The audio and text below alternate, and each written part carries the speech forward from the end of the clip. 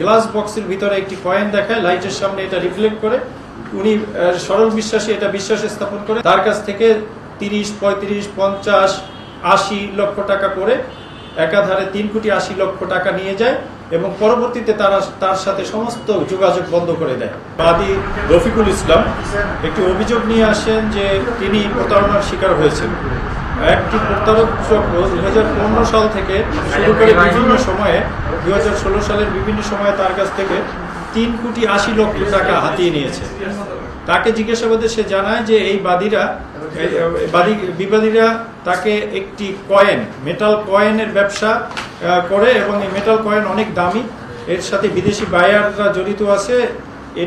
এখানে 30 লক্ষ টাকা যদি ইনভেস্ট করা হয় তাহলে সে 100 কোটি টাকার মালিক হতে পারবে। বাদী সহজ সরল বিশ্বাসে এই প্রতারক চক্রের খপ্পরে পড়ে এবং প্রতারক চক্রের অন্যতম হোতা গোলাম মাওলা, তার সহযোগী মানিক মোল্লা এবং ইউসুফ, বারি, শামীম অন্যান্য আসামিদের সহযোগিতায় বিভিন্ন সময় বাদীকে প্রলুব্ধ করে এবং বাদীকে বিশ্বাস জন্মানোর জন্য তারা একবার চাঁদপুরে নিয়ে যায়। সেখানে একটি গ্লাস বক্সের ভিতরে একটি কয়েন দেখায়, লাইটের সামনে এটা রিফ্লেক্ট করে উনি সরল বিশ্বাসী এটা বিশ্বাস স্থাপন করে তারপর এই বাদীকে নিয়ে এই বিবাদী চক্র সিলেটের শাহজালাল এবং শাহপুরান মাজারে যায়। Cinematic display, photography master, performance expert, NextG N9. সেখানে গিয়ে তাকে শপথ বাক্য পাঠ করায় যে এই ব্যবসার কথা সে কাউকে যেন না বলে। এরপর সেখান থেকে আসার পর তাকে বিভিন্ন ছল চাতুরি করে বিভিন্ন প্রলোভন দেখিয়ে বিভিন্ন সময় তার কাছ থেকে 30, 35, 50, 80 লক্ষ টাকা করে একাধারে 3 কোটি 80 লক্ষ টাকা নিয়ে যায় এবং পরবর্তীতে তার সাথে সমস্ত যোগাযোগ বন্ধ করে দেয়।